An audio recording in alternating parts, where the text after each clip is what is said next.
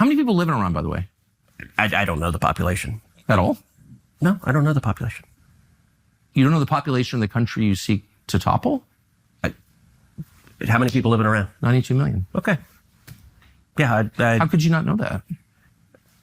I don't sit around memorizing population tables. Well, it's kind of relevant because you're calling for the overthrow of the government. Why is it relevant whether it's 90 million or 80 million or 100 million? Why is that relevant? Because if you don't know anything about the country... I didn't say I don't know anything about Okay, what's the ethnic mix of Iran?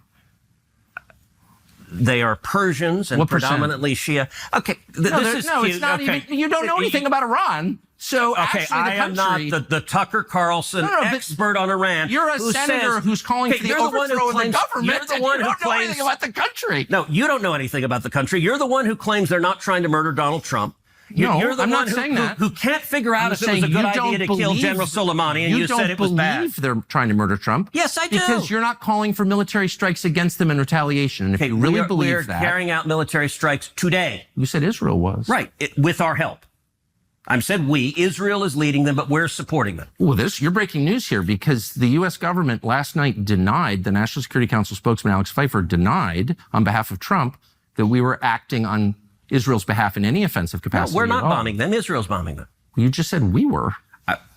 We are supporting Israel. High stakes. You're a senator. If you're saying the United States government is at war with Iran right now, people are listening. The government of Israel overall, and specifically Benjamin Netanyahu, has been lying to Americans for the last 33 years. Watch.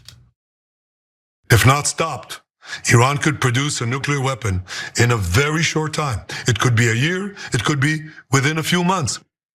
They have the wherewithal, the stored up, preserved knowledge to make a bomb very quickly if they wanted to do it. Iran is so dangerous. Weeks away from having the fissile material for an entire arsenal of nuclear bombs. They're very close. They're 6 months away from being about 90% of having the enriched uranium for an atom bomb. Iran is gearing up to produce 25 bombs, atomic bombs a year, 250 bombs in a decade. Ladies and gentlemen, time is running out. Iran will be capable of producing alone, without importing anything, nuclear bombs within 3 to 5 years.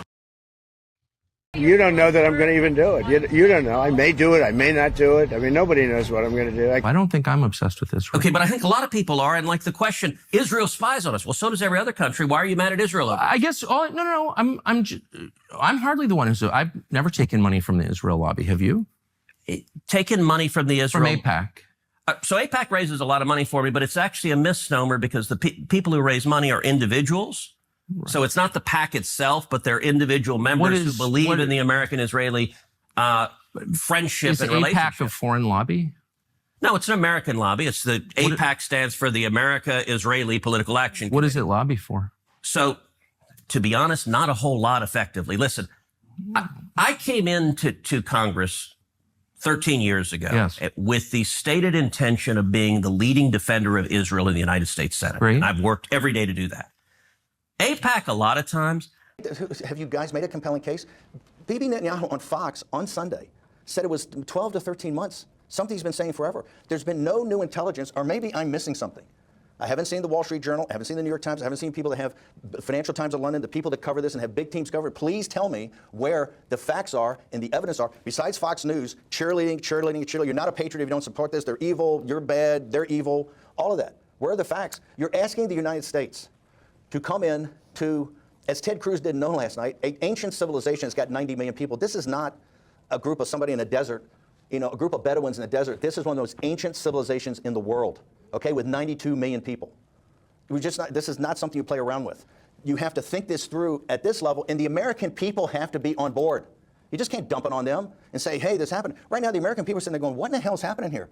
Why all of a sudden we're talking combat action? This is why President Trump, in going through his alternatives, when he selects an alternative, if that alternative, he decides that these guys are not negotiating in good faith, I can't get there in a deal, the economic warfare will take too long, maybe there is a window now because the Israelis have been in there, and they cannot, let's be blunt, they cannot finish what they started, and we have to come in as the cavalry against the besieged homesteaders.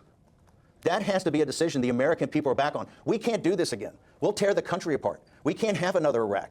This is why do you think I played shock and awe? Remember all the chest pounding they had that night and all the chest pounding when they took Baghdad? How much chest pounding do they have years later? Hell, my daughter wasn't even in West Point when this thing started. And she volunteered to go there in a time of war, and every person in her class got deployed there. And they had many killed in action, those young people, because they dedicated themselves to go fight in that war, as we found out later, based on bald-faced lies, not people that made a bad judgment call, or maybe I didn't understand the data, a bald-faced lie. You can't do this to this country now. We're not going to allow it to be done. President Trump will make sure he walks through, and if he decides to use combat operations, he will explain it to the American people and not be hectored and lectured by Bibi Netanyahu, having the gall to come on ABC News and lecture the MAGA movement. Do you want America first or America dead? That is inappropriate for any foreign leader to tell us, particularly somebody that's dependent upon the United States of America for combat operations to finish what you say is an existential threat.